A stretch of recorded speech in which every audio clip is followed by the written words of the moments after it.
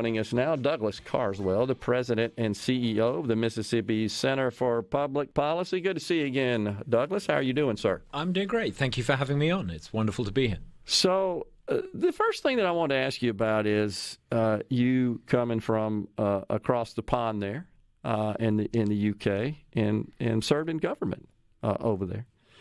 And we're happy to have you here in the great state of Mississippi and doing important policy work on behalf of the state. What do the Brits and what are the UK folks, what do they think about July 4th? Do they see that as a positive or a negative? I mean, serious question. I think most people in Britain think of it as a wonderful celebration of Americanness. I imagine that if we'd been having this conversation, 150 years ago, there might have been one or two people who are still sore. But I think actually most Brits recognize and actually kind of take pride in the fact that, in a way, America was a kind of an offshoot of Britain. Sure. And, many of the things that have made America great, people in Britain admire and look at and I think sometimes almost wish they could emulate.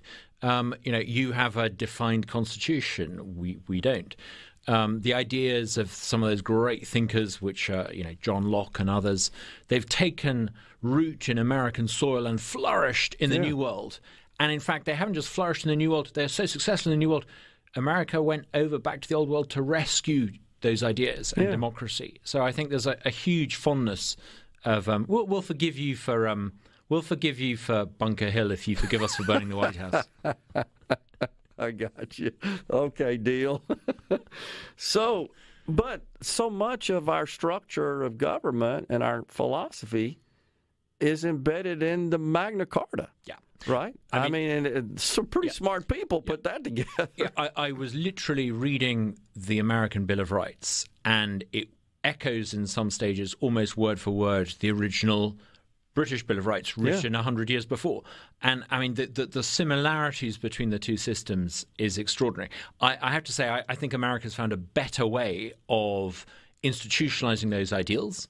One of the reasons why America is the most successful country on the planet is because it has hardwired liberty and freedom into the DNA of the country in a way that Britain hasn't been as successful at doing yet. The left seems to be more focused on denouncing the nation than it does crediting this nation for anything good and virtuous and noble and of value. And it's almost like, the business person in me comes out and says, well, you're looking at a balance sheet and all you see is the liabilities. You don't consider the assets. Therefore, you just look at it as bankrupt. No country's perfect. But my goodness, America has got the big things right, and hasn't just got the big things right. America has got the big things right better than any other country. And let me give you proof of this. Think of the southern border. Do you look at the southern border and see tens of thousands of Texans climbing over the fence trying to make their way to Venezuela? No, the traffic's all coming the other way. The fact that people want to come to America, the fact that people from every country, every culture, every continent, every creed want to come here for a better life tells you that life is better in America for a reason, because America has got the fundamentals right. Yeah, sure, you might have produced an occasional idiot mayor or an idiot president or a police chief who commits some gross violation of their lawful duty. But my goodness, America is head and shoulders morally and politically and economically better and head and shoulders above any other country on the planet. And it occurs to me as well, Douglas, we're talking to Douglas Carswell, President and CEO of Center for Public Policy. It occurs to me that despite the flaws in our systems, in our institutions, it's still the envy of the world. Absolutely. They wish they could implement it. Absolutely. What I often think of when I listen to some of these liberal professors preaching this creed that says America's always in the wrong, I think that actually they don't really know much about not only their own country, they don't really know much about the rest of the world. Think of, in America's 240-something year history, the worst American president that America's produced. Okay, maybe you'll say it's I don't know, Nixon. Maybe you might be unkind and say it was a more recent president. But if the worst that the American Republic has come up with is Richard Nixon, you compare him to the worst leader that Russia has come up with in 240 years, or Germany has produced in 240 years, or any other country. America has produced pretty good leaders, a pretty good political system, and the happiest, most resourceful, most optimistic people that have ever existed in the world. And you have to wonder, we were talking about this earlier, were it not for the freedom that we are afforded here in this country, which enables us to produce so much value and innovation, it's impacted the world. It's not just America that benefits from that. I'm holding in my hand my smartphone. Now, the technology that produced the smartphone was developed in the United States, and it puts in my hand more computing power than NASA had the year they landed a man on the moon. And what's more is the technology that America has created in inventing the smartphone is now affordable to the poorest African farmer. That's very true. For a few $100s. America has created this extraordinary material uplift in humankind. It's American medicine that created the first immunization against COVID. It's American philanthropy and medicine that has dramatically cut infant mortality rates in Africa. America is the global good guy.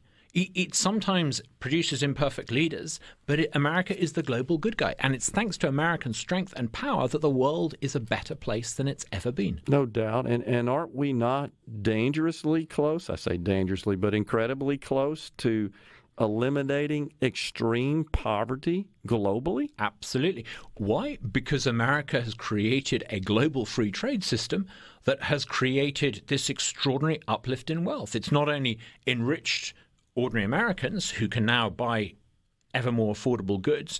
It means that if you are a relatively poor person growing up in sub-Saharan Africa, you have the benefits of this explosion in material wealth too. No doubt. All right. So what concerns me, however, though, Douglas, is that our government and many whom we elect to government, they feel like they got to meddle. It's like, okay, we got to do something.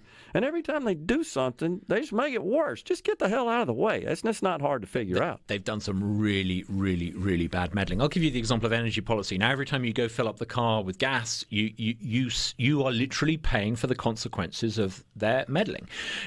Ask yourself this question. The United States is now a net exporter of gas and oil. The United States has underneath its land vast quantities of oil and gas reserves.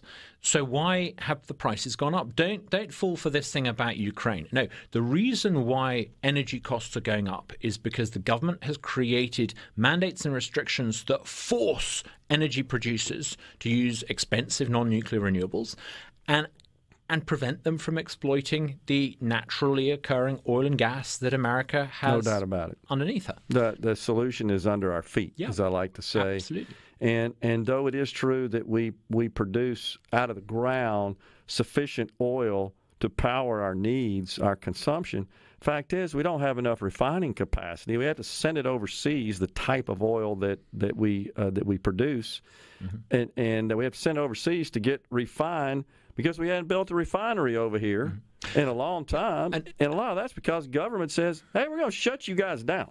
Another big problem is so-called ESG investing. This is so-called environmental, social, and governance investing. This basically means that the three biggest fund managers in America, who are BlackRock, Vanguard, and I forget the name of the other one. It's not Invesco, it's the other one. They control trillions of dollars, and they require that money is used in investments that are so-called environmentally friendly, which means that the oil and gas industry in America has been starved of capital. Right. This is why we have a supply constraint in America at the moment. Yeah, and that's another situation where I wish they'd just stick to being good fiduciaries and not worried about ESG stuff, which I think is insane. And we're all paying the price for that. Absolutely. We absolutely are all paying the price for that. We talked about on the show, you're probably familiar with this, that there are activist investors that have obtained enough of Exxon stock to have the voting sway to put members on the board who are there to take them out of the industry, their business. Imagine having these folks who, again, have a fiduciary responsibility to the shareholders of the company saying, we want you to get out of that business. Don't make any money off that. Like putting a vegetarian in charge of McDonald's. I mean, it's kind of burgers is what they do. So my wife texted, she's listening, she said, she thinks Jimmy Carter was the worst president, although she thinks that President Biden is about to surpass him. We'll talk more about that. We got Douglas Carswell, the president and CEO of Mississippi Center for Public Policy, in the Element Wealth Studios. We'll take a break and be right back. We're talking to Douglas Carswell, the president and CEO of the Mississippi Center for Public Policy. So, off the air, we were discussing what appears to be strong anti-incumbent sentiment with respect to political races in this country. I think we witnessed a bit of that here in our congressional races recently, but it's not just here.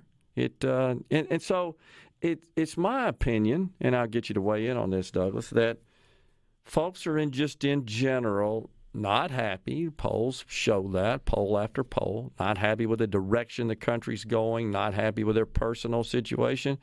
And almost in all cases, that filters down, distills down to their economic situation. That's how people, I think, kind of grade their particular scenario. But Democrat policy, to a great extent, I think, has contributed to the economic conditions, the rampant inflation, stagflation, et cetera. And it occurs to me that Republicans may be paying the price for that just kind of all lumped together. I'm not happy. Let's just throw all the bums out and get somebody new in there. In politics, I think there's two fundamental moods. One is continuity. We like this guy. We like what's happening. Let's stick with it and change. And I think there's definitely a strong mood of change out there at the moment. And that's spilling over into primary contests for both parties, but particularly the Republicans. You said there that you felt it was largely driven by straitened economic times. I'm not sure that's 100% the case. No, what I'm saying is I think that's top of the list when people go to cast their ballot. That's usually tops the list of what they think about. I think culture is also now more than ever. I agree with you. Incredibly important. I agree and with a combination of a deteriorating standard of living and a feeling of cultural alienation by arrogant, out of touch, and incompetent elites is a toxic anti-incumbency combination. But I think there's something that is particular to Mississippi in all of this. Okay. Mississippi has had a Republican supermajority for getting on for a decade now. And I think there's a particular feeling that I detect when I travel around the state and talk to people, whether they're Republican or not, of, okay, what have they done? Where's the beef? What other than changing the flag has happened? Now, I think we can point with some credibility to a bill on combating critical race theory and a big reduction in income tax. But if I was a Republican strategist, and I'm not, I'm the one guy in Mississippi who's not allowed to vote. If I was a Republican strategist in Mississippi, I would be concerned about the failure to apparently make change happen. Look, this is the 50th out of 50 states by so many measures, right. And yet there's so much we could do to make the state competitive, like Tennessee or Florida or Texas. Yep. It requires the powers that be across the state working together. And if you've got a supermajority, you can do that. So what's happening, guys? Yeah, I discuss it a lot. We're at the top of every bad list and the bottom of every good list. Mm-hmm. And it's a bad situation to be in. There was a video. I don't know if you follow the Young Turks, TYT, but they're I'm not sure if you do, but they're a liberal blog and really video site. I don't think they have a show that airs, but they produce videos, and it kind of looks like a news set. But anyhow, they went on the attack of Speaker of the House Philip Gunn last week. There's a 12-minute video, and so it's about his statement that he believes that life begins at conception, and they just rail on him on that. But here's what hurts. What hurts is they start flashing up all these statistics about the state of Mississippi, all of which are true. And basically what they're trying to do is tie his views on abortion and the prohibition of it in the state to all these other areas, infant mortality and health outcomes of mothers, and just a number of other statistics where we just rank last in the country. I think that's an unfair attachment, personally, but I'm tired of being the feature of all those reports. It's grotesque. It's grotesque and wrong, and it needs to stop. But the way we can stop it is by making the kinds of changes that leaders were making in Tennessee 10, 15 years ago. The reason why Nashville is growing is because they have lower taxes and less regulation. The reason why Alabama is doing better is because they have reduced taxes and deregulated. We need leadership in Mississippi that is prepared to tackle the underlying causes. Look, in Mississippi, we've had a basic model for as long as anyone can remember. It's go to D.C. and get the Fed money. And it doesn't work. I agree. If Fed subsidy, if federal, and the late, great Thad Cochran was the master at this. If getting federal subsidy was the way to make Mississippi prosperous, we would be the richest state in the union. But it doesn't work. That approach to economic development just doesn't work. We need a new approach. We need, call it the Tennessee approach. You cut taxes, you deregulate. Then the growth will come. That's what we need. You're right in that. Last I checked, I'm sure you're familiar with it. I think we get $3 back from the federal government for every dollar we send. And when you think about it, when we define it and identify it as coming from the federal government, what it really means is it's coming from the deep blue states. Yeah. We're being subsidized by the most liberal states in the country. Yeah. That's just a fact. And the things that we're being subsidized to do are not the things that in a free society we would want to do. And it causes this sense of helplessness. We're 50th out of 50. We're the basket case. It can change, and it needs to change. But it will only come about when we recognize that growth, and we have leadership that recognizes growth comes about because of lower taxes and less regulation. It amazes me as an outsider coming to Mississippi that so many of the rules in this state are the kind of rules you would expect to find in a socialist republic. Right. Why do you need a license to do all these occupations? Why do you need a permit from a board or a commission? We produced a report recently called Drain the Swamp, and it was a list of the 222 commissions and boards in downtown Jackson. It's great for politicians because it allows them to promote their buddies onto a board. Right. But it's not great for the economy of Mississippi. Get rid of half these boards and deregulate. It can be done, and until it's done, we're going to stay 50th out of 50. It is amazing how many that we do have here in the state. I'd also be a proponent of doing what Texas does with respect to its legislatures every other year. Yeah. And deliberately designed because they realized when politicians get together, they mess stuff up. It's bad for everyone. But look, I think the problem in Mississippi, we've identified it. The issue is, if you've got a supermajority, are you going to do something about it? Because if you don't do something about it, that mood of anti-incumbency sentiment is going to come for you. Yeah.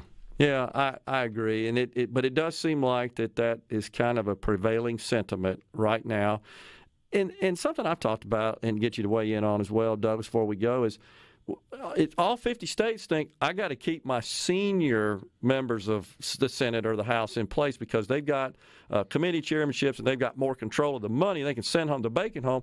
Well, when all 50 states do that, we end up with $30 trillion of debt. It's okay for my state to do that, but not yours. You're putting us in debt, right? I agree. It's not the way to produce wealth, and it's kind of almost un-American, this idea that you send representatives to siphon off federal funds. It's not the way that America prospers. Yeah, and something's got to change with respect to that. All right, so we're all feeling the pinch of this inflation. It's top of the list, price of gas, et cetera. This government in Washington seems to want to detach themselves from any culpability in that. What do you think? The reason why prices have gone up is because the dollars that you have lost value, and they've lost value for a really simple reason. The government keeps on printing more of them. Yeah. Don't blame it on Ukraine. Don't blame it on what's happening globally. The reason why, incidentally, inflation is happening globally is because lots of governments have followed the lead of the American Fed and printed more money. If you print more money, it loses its value. We need a return to basic, fiscally responsible, conservative economic management. When Reagan came in, we had a very similar problem in the late 1970s, runaway inflation and an energy crisis. Reagan came in, he gave the energy producers permission to go ahead and drill, baby, drill, and he made it very clear when he appointed people to the Fed that easy money, cheap printing money, those days were over, and America recovered quickly. There just doesn't seem to be any interest on the part of this government to make the policy changes that truly could impact positively and rein in this inflation, because they're just too committed to all the social issues, it seems to me. It's also difficult to know who's actually in charge of this administration. I know. That's a big problem as well. Douglas, always a pleasure having you in. Thank you so much. Studios. Enjoy the conversation.